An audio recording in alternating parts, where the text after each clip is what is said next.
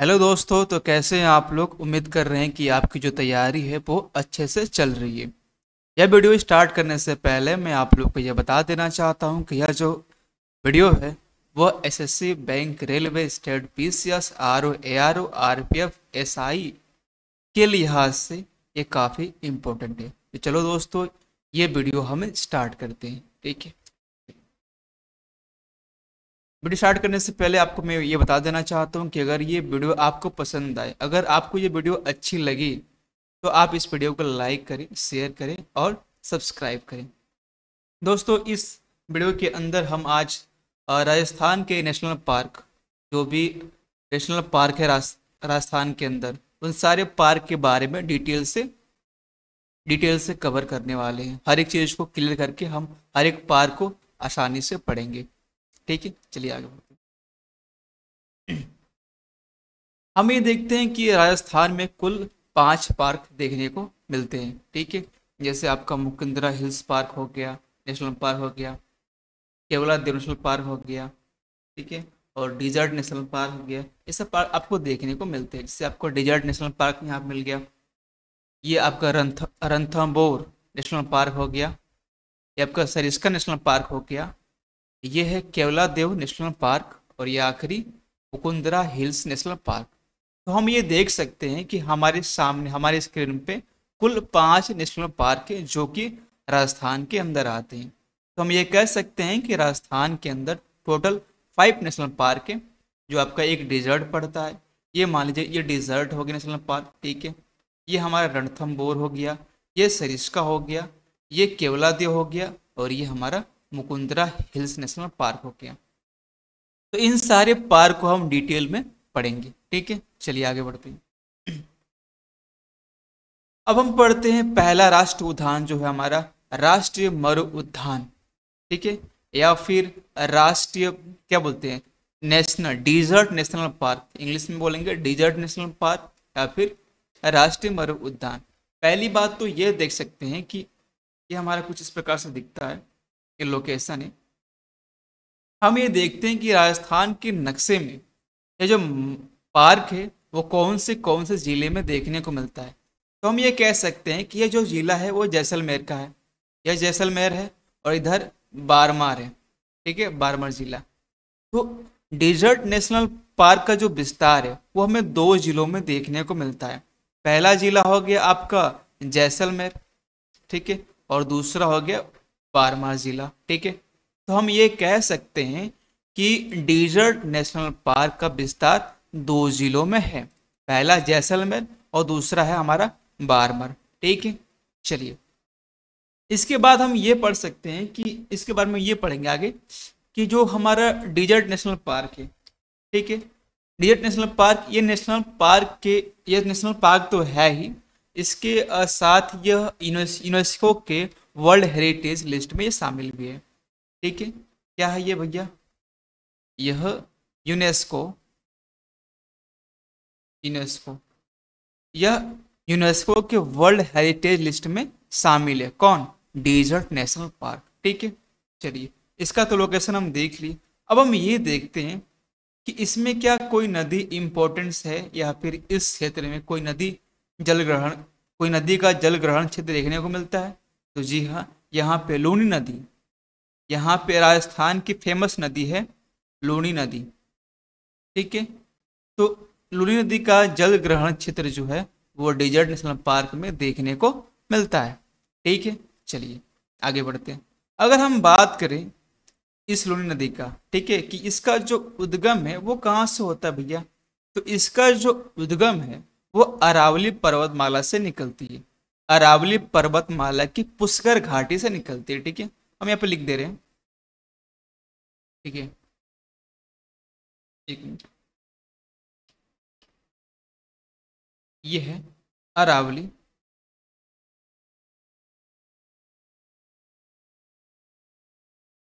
अरावली पर्वतमाला के पुष्कर घाटी।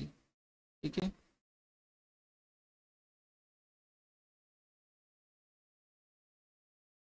ठीक है।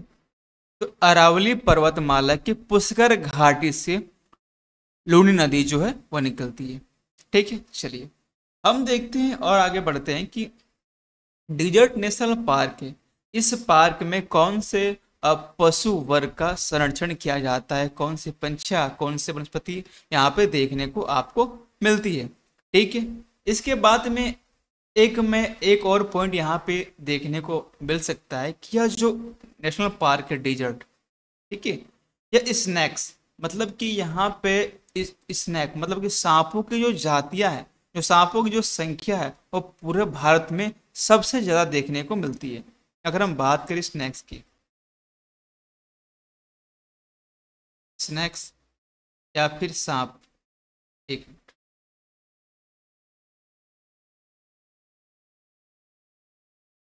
अगर हम बात करें सांपों की,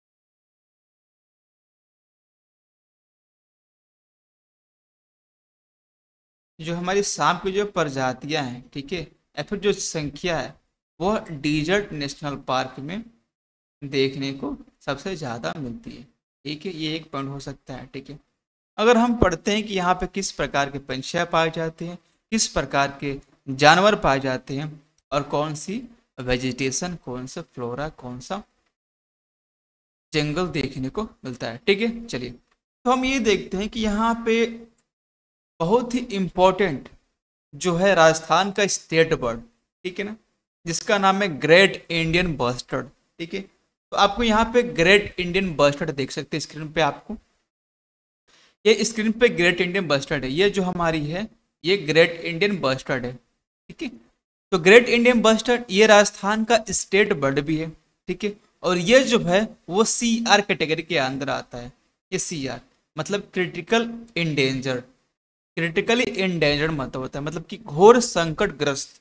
ठीक है, यह जो पक्षी है यह घोर संकटग्रस्त के कैटेगरी के अंदर आती है, मतलब इसका जो जातियां हैं वो विलुप्त हो रही है। ठीक है, इसका मतलब ये है, और यह जो है हम कह सकते हैं कि ग्रेट इंडियन बस्टर्ड का प्राकृतिक आवास जो है, ठीक है ना, क्या है, प्राकृतिक आवास जो है वो डिजर्ट नेशनल पार्क है। एकमात्र आवास भारत में, प्राकृतिक आवास डिजर्ट नेशनल पार्क जो है वो ग्रेट इंडियन बस्टर्ड के लिए माना जाता है, और ग्रेट इंडियन बस्टर्ड जो है वो राजस्थान का स्टेट बर्ड है।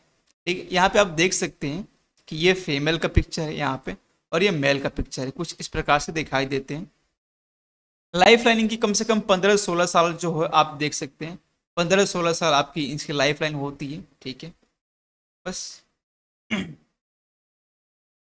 चलिए, अब हम देखते हैं कि इसमें कौन से आपको जानवर देखने को मिलते हैं। तो यहाँ पे जानवर आपको चिंकारा देखने को मिलते हैं, चिंकारा या फिर इंडियन गेजल देखने को मिलेंगे आपको। ठीक है, यही हमारा चिंकारा है, यही हमारा इंडियन गेजल है, और चिंकारा जो है कि वो राजस्थान का स्टेट एनिमल भी है। तो हम बात करें राजस्थान के स्टेट एनिमल की साथ, तो ये चिंकारा के साथ साथ यहाँ पे आपको जो कि ऊंट जो है आपको देखने को मिलते हैं। ऊंट है एक, केमल, और दूसरा चिंकारा, ये दो पशु है जो है वो राजस्थान के स्टेट एनिमल आते हैं। ठीक है, चलिए, अगर हम बात करते हैं कि डिजर्ट नेशनल पार्क में किस प्रकार की वनस्पतियां देखने को मिलती हैं, किस प्रकार के वन देखने को मिलते हैं, किस प्रकार की जंगल झाड़ियां देखने को मिलती है, तो हम कह सकते हैं कि यहाँ पे मुख्य रूप से पैच ऑफ 7 ग्रास, मतलब कि 7 घासों का समूह आपको देखने को मिलता है। 7 ग्रास जो आपको स्क्रीन पर देख सकते हैं, ये कुछ 7 ग्रास की जो पिक्चर है, तो इनको king of dessert national park कहा जाता है। मतलब कि इसे क्यों कहा जाता है, क्योंकि इसी प्रकार की वनस्पतियां, इसी प्रकार के झाड़ियां, इसी प्रकार के पौधे जो है कि आपको डिजर्ट नेशनल पार्क में देखने को मिलती हैं, और यही जो वेजिटेशन है वहाँ के जंतुओं के लिए, वहाँ के पशु वर्ग के लिए खाद्य का मुख्य आहार बनता है, इसलिए इसे king of dessert national park कहते हैं। ठीक है, चलिए आगे बढ़ते हैं। अब हम आते हैं हमारे next national park, Ranthambore national park. ठीक है, चलिए भैया, अब हम ये देखते हैं कि यह जो रणथंभौर नेशनल पार्क है ये किस जिले में देखने को मिलता है। तो हमारा सवाई माधोपुर जो जिला, ये जो इलाका है, ये जो इलाका हमारा है, इस इलाके में देखने को मिलता है। मैं जूम कर दूं थोड़ा, ठीक है, ठीक है, यह जो हमारा इलाका है सवाई माधोपुर, इस इलाके में हमारा रणथंभौर नेशनल पार्क देखने को मिलता है। ठीक है, इसके पहले कुछ इसकी हिस्ट्री है, मैं इसके हिस्ट्री के बारे में थोड़ा आपको मैं बता देना चाहता हूँ। ठीक है, हिस्ट्री क्या है कि सन 1955 में, सॉरी, ठीक है, सन 1955 में रणथंभौर नहीं, सन 1955 में सवाई माधोपुर खेल अभयारण्य के रूप में स्थापित किया गया। रणथंभौर नेशनल पार्क से पहले इसका नाम क्या था? सवाई माधोपुर खेल अभयारण्य। ठीक है, मैं यहाँ पे लिख देता हूँ 1955 में, ठीक है, सवाई माधोपुर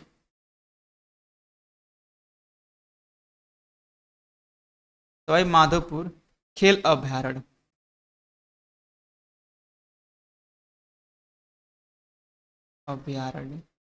ठीक है, तो सन 1955 में सवाई माधोपुर खेल अभयारण्य के रूप में इसकी स्थापना होती है।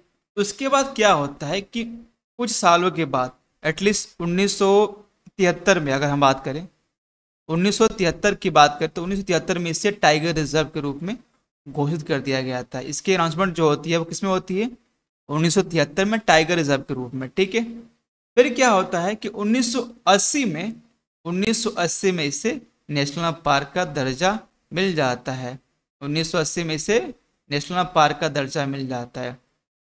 ठीक है, तो जब जब इसका नाम, जब इसका स्थापना टाइगर रिजर्व के रूप में होती है 1973 में, तभी इसका नाम रणथंभौर टाइगर रिजर्व हो जाता है और फिर 1980 में से रणथंभौर नेशनल पार्क कहते हैं। ठीक है, तो इसकी स्टोरी कुछ इस प्रकार से है। ठीक है, अब क्या होता है कि 1984 में, सन 1984 में क्या होता है, यहाँ पे मैं लिख देता हूँ, 1984 में क्या होती है कि जो उसके आसपास के जंगलों को, इसके आसपास कुछ जंगल है, ठीक है, रणथंभौर नेशनल पार्क है ना, इसके आसपास कुछ जंगल है। एक मिनट, थोड़ी मैं स्टोरी बताता हूँ। ठीक है, आप मान लीजिए कि ये हमारा रणथंभौर नेशनल पार्क है, रणथंभौर नेशनल पार्क, और इसके आसपास मान लेते हैं कुछ जंगल है। ठीक है, जैसे कि ये जो हमारा इलाका है, ये कुछ जंगल हो गया। अगर हम इधर बात करें इस साइड में, कि ये हमारा जो इलाका है ये भी कुछ जंगल है। ठीक है, सपोज मान लेते हैं कि बीच में रणथंभौर नेशनल पार्क है, ईस्ट में आपका जंगल है, वेस्ट में जंगल है। ठीक है, तो इसका जो जो जंगल है, इन जंगलों का नाम दिया गया, एक का नाम दिया गया सवाई मानसिंह अभयारण्य और दूसरा का नाम दिया गया केला देवी अभयारण्य। ठीक है, मान लीजिए इसका जो नाम है वो नाम दिया गया सवाई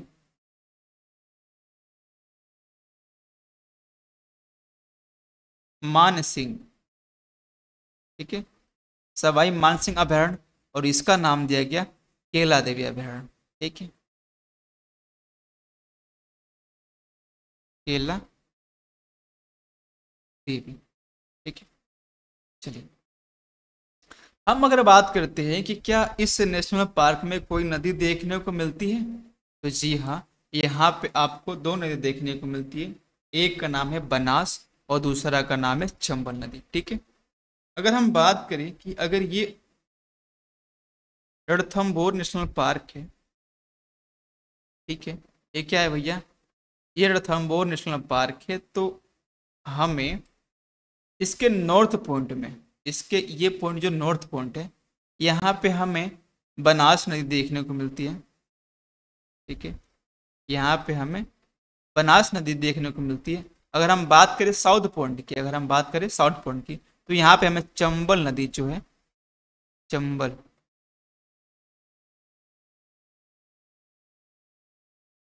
चंबल नदी देखने को मिलती है। ठीक है, चलिए अगर अगर रणथंभौर नेशनल पार्क में क्वेश्चन आता है कि इस क्षेत्र में या फिर इस नेशनल पार्क में कौन सी नदी देखने को मिलती है, तो हम कह सकते हैं कि नॉर्थ में बनास नदी और साउथ में चंबल नदी देखने को मिलती है। ठीक है, चलिए हम आगे बढ़ते हैं।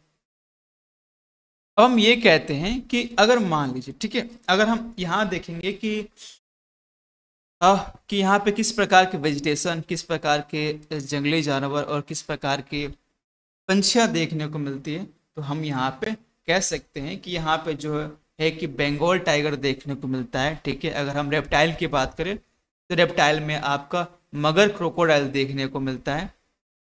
ठीक है, और अगर बच्चा कुछ खास इंपॉर्टेंट नहीं है, अगर हम वेजिटेशन की बात करें तो यहाँ पे ड्राई डेसिडियस फॉरेस्ट मतलब कि शुष्क पर्णपाती वन देखने को यहाँ पे मिलता है। ठीक है, चलिए आगे बढ़ते हैं। ये हमारा इंडियन लियोपार्ड के भी देखने को मिलता है। इंडियन लियोपार्ड के साथ साथ बंगाल टाइगर भी देखने को यहाँ पे मिलता है। ठीक है, अगर ये देखिए हमारा बंगाल टाइगर है। ठीक है, अगर हम बात करें रेप्टाइल में तो मगर क्रोकोडाइल जो होता है, मगर क्रोकोडाइल आपको इस इलाके में रणथंभौर नेशनल पार्क में देखने को मिल सकते हैं। इसके साथ साथ घड़ियाल भी आपको देखने को मिलता है।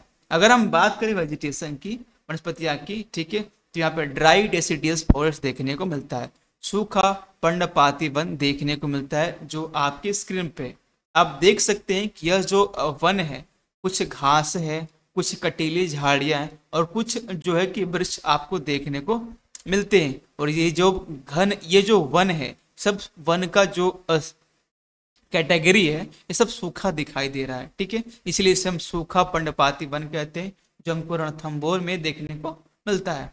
ठीक है, चलिए हम आगे बढ़ते हैं। अब हम पढ़ेंगे सरिस्का नेशनल पार्क के बारे में। इसके पार्क में, इस पार्क का लोकेशन चेक करेंगे कि यह पार्क जो है पहले वो कहाँ पे है। ठीक है, तो पहले मैं आपको बता दूं कि सरिस्का नेशनल पार्क जो है वो राजस्थान के अलवर जिले में देखने को मिलता है। ठीक है, मैं थोड़ा जूम करता हूँ यहाँ पे, ये देखिए हमारा अलवर जिला है। ठीक है, यह जो जिला है कौन सा जिला है भैया? अलवर जिला है।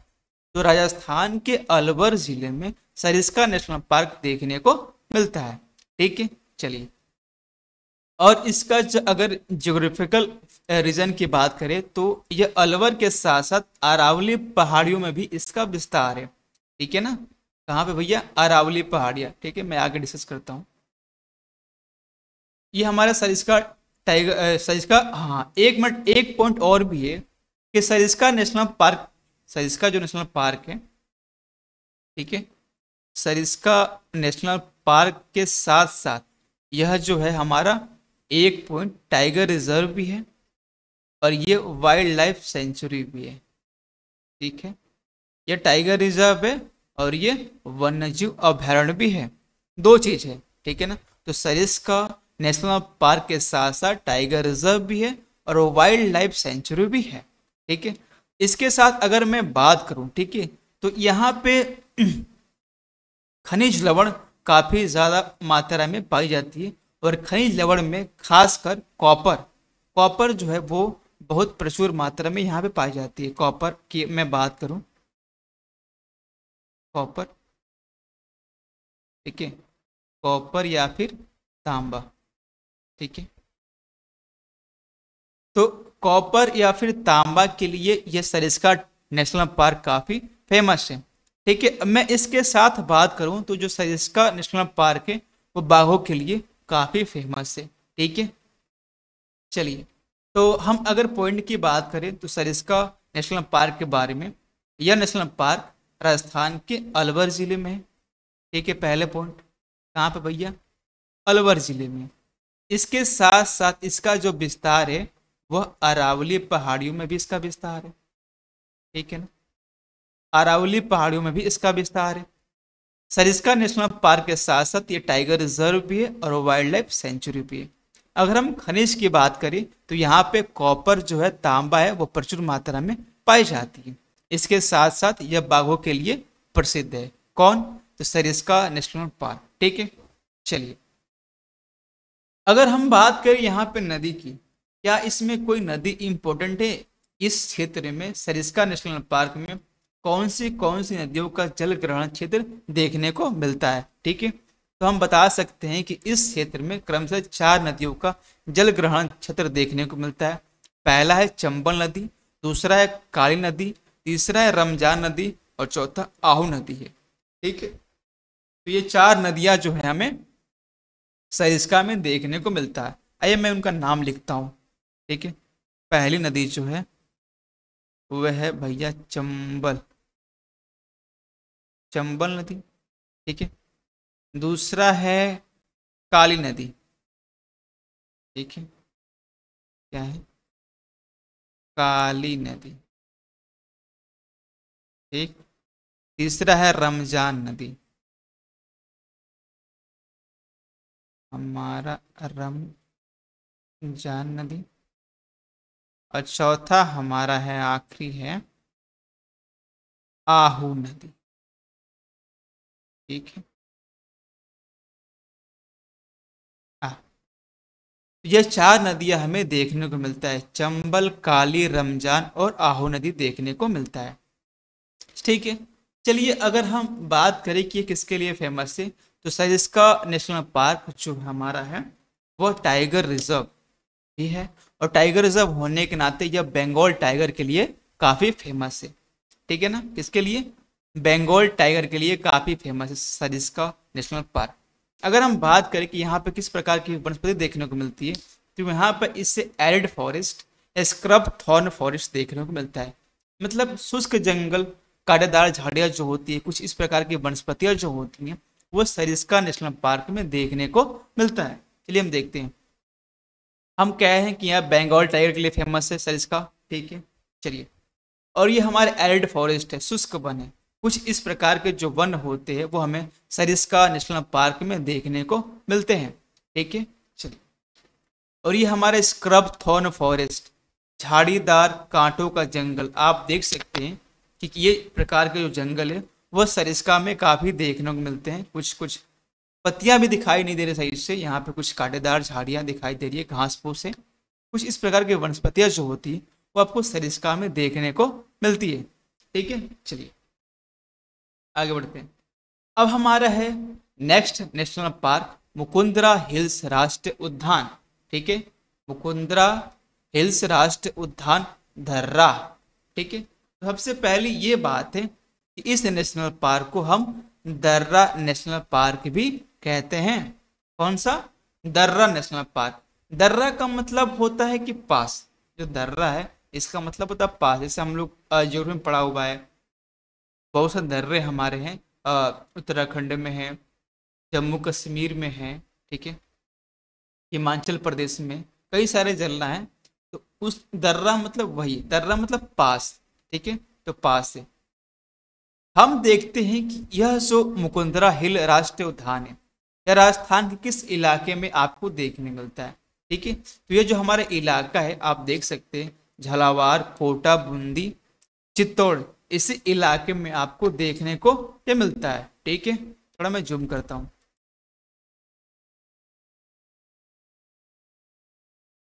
देखिए ये जो इलाका है यह झालावाड़, कोटा, बूंदी और चित्तौड़ वाले इलाके में आपको मुकुंदरा हिल्स नेशनल पार्क देखने को मिलते हैं। ठीक है, चलिए आगे बढ़ते हैं। अब हम जानेंगे मुकुंदरा हिल्स के बारे में, क्या इस पार्क में क्या खासियत है, इसके हिस्ट्री के बारे में जानेंगे कि ये पहले क्या थी क्या नहीं थी। ठीक है, तो हम स्टार्ट करते हैं वीडियो को। ठीक है, तो पहली पॉइंट ये है कि इसका नाम क्या है, मुकुंदरा नेशनल पार्क या फिर मुकुंदरा हिल्स नेशनल पार्क। ठीक है, तो इस पार्क को हम दर्रा नेशनल पार्क भी कहते हैं। ठीक है, क्या कहते हैं भैया, इस पार्क को दर्रा,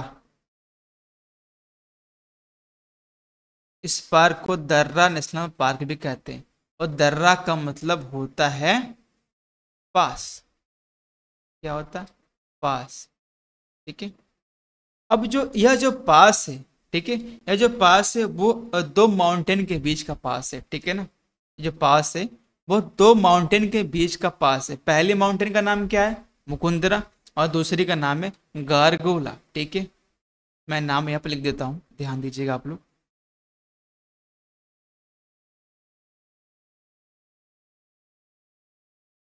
मुकुंदरा और दूसरा है गारगोला। ठीक है, ये जो दो माउंटेन है, ठीक है ना, एक है मुकुंदरा, एक है मुकुंदरा और दूसरी हमारी है गारगोला। ठीक है, ये दो पहाड़ियों के बीच में जो पास है उस पास का नाम है दर्रा। ठीक है, क्या नाम है? दर्रा नेशनल पार्क। ठीक है, नहीं दर्रा नाम है, हम पढ़ रहे हैं दर्रा नेशनल पार्क। ठीक है, दर्रा national park Mukundra national park को ही कहते हैं। ठीक है, चलिए आइए हम देखते हैं इसकी हिस्ट्री के बारे में कि इसकी हिस्ट्री क्या है। ठीक है, चलिए।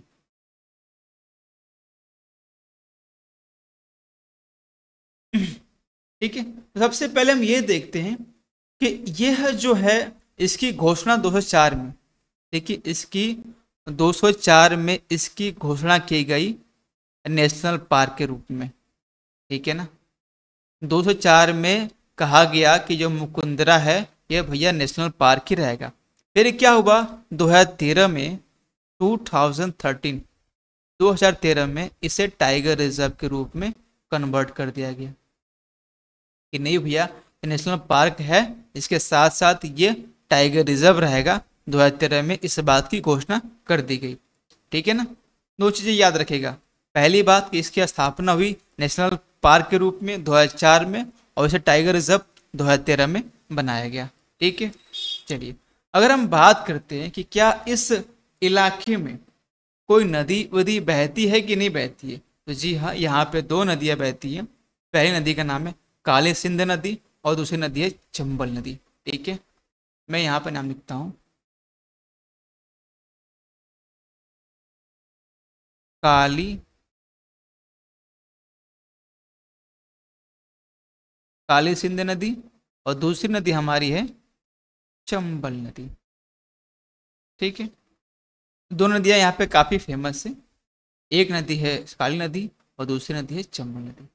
ठीक है, इसके बारे में और देखते हैं खासियत कि इस इलाके में जो मुकुंदरा नेशनल पार्क है हमारा, ठीक है ना, जो हमारा मुकुंदरा नेशनल पार्क है या फिर दर्रा नेशनल पार्क है, इस पार्क के अंदर हमें 3 वाइल्ड लाइफ सेंचुरी देखने को मिलती है।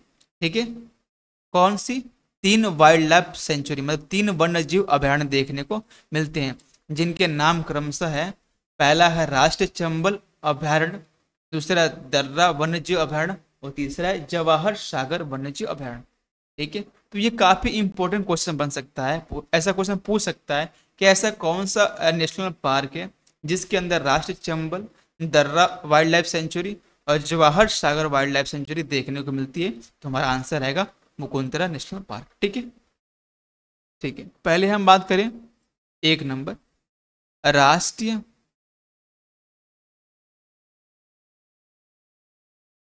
राष्ट्रीय चंबल, राष्ट्रीय चंबल वाइल्ड लाइफ सेंचुरी। ठीक है, अगर हम दूसरी की बात करें, दूसरा का नाम है दर्रा। ठीक है, दर्रा वाइल्ड लाइफ सेंचुरी और तीसरा हमारा है Jawahar Sagar, Jawahar Jawahar Sagar wild life sanctuary. ठीक है, तो 3 सेंचुरी हमें देखने को मिलती है। ठीक है ना, चलिए अब हम देखते हैं कि यहाँ पे किस प्रकार के आपको फौना, किस प्रकार का फ्लोरा देखने को मिलते हैं। ठीक है, तो हम ये बता सकते हैं कि यहाँ पे आपको बंगाल टाइगर, मगर क्रोकोडाइल देखने को मिलती है। अगर हम वेजिटेशन की बात करें तो यहाँ पे ड्राई डेसिडियस फॉरेस्ट देखने को मिलते हैं। ठीक है, एक नोट की बात की कि जो मुकुंदरा नेशनल पार्क जो है उन स्थानों में से है जहाँ पे एशियाई शेर के पुनरुद्धार के लिए विचार किया गया था। मतलब कि यह जो ऐसा प्लेस है, मुकुंदरा हिल जो ऐसा प्लेस है, यहाँ पे विचार किया गया था कि इस स्थान पे आपको एशियाई शेर जो है कि ला सकते हैं और एशियाई शेर का यहाँ पे संरक्षण कर सकते हैं, बस विचार किया गया था। ठीक है, चलिए तो यहाँ पे बंगाल टाइगर का संरक्षण किया जाता है। बंगाल टाइगर आपको देखने को मिल सकते हैं यहाँ पे। ठीक है, अगर हम बात करें तो मगर क्रोकोडाइल, ये जो क्रोकोडाइल है इस इलाके में देखने को मिलता है। इसके साथ साथ घड़ियाल भी देखने को आपको यहाँ पे मिलता है। अगर हम वनस्पति की बात करें तो यहाँ पे सूखा बंडपातीपन, मतलब ड्राई डेसिडियस फॉरेस्ट देखने को मिलता है। ठीक है, चलिए आगे बढ़ते हैं। अब हम आते हैं नेक्स्ट नेशनल पार्क जो हमारा काफ़ी इस राजस्थान में काफ़ी इम्पोर्टेंट नेशनल पार्क है। इसका नाम है केवला देव नेशनल पार्क।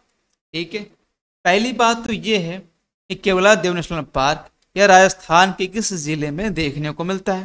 पहला क्वेश्चन तो ये रहेगा।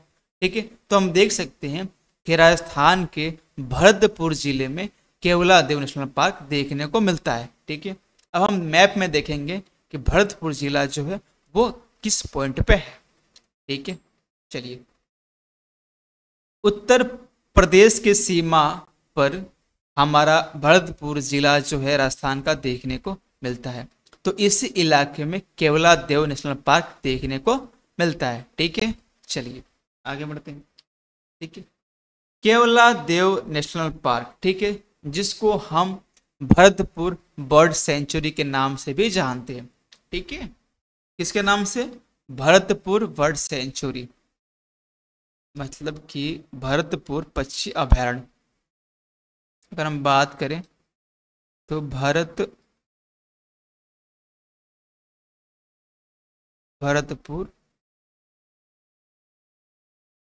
पक्षी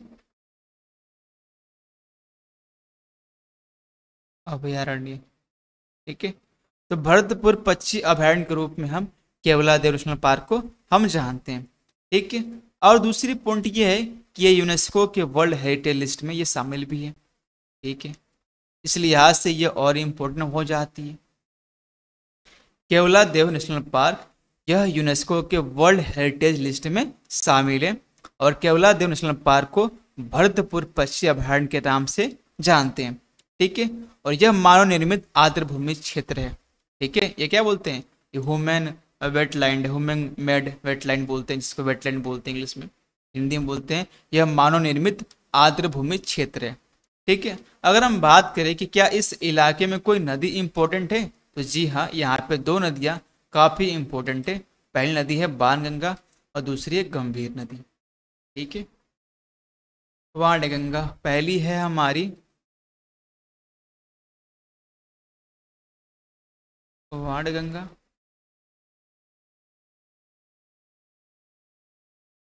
और दूसरी है हमारी है गंभीर नदी। ठीक है, पहली है बाणगंगा और दूसरी है गंभीर नदी। ये नदियों का जल ग्रहण क्षेत्र हमको केवलादेव नेशनल पार्क में देखने को मिलता है। केवलादेव नेशनल पार्क पूरे भारत में साइबेरियन क्रेन के लिए, साइबेरियन क्रेन के लिए यह विश्व प्रसिद्ध है। केवलादेव नेशनल पार्क, आप फिगर में देख सकते हैं, यही हमारा साइबेरियन क्रेन है। और साइबेरियन क्रेन का एकमात्र प्राकृतिक आवास, ठीक है ना, शीतकालीन क्षेत्र में हमारा केवलादेव नेशनल पार्क है।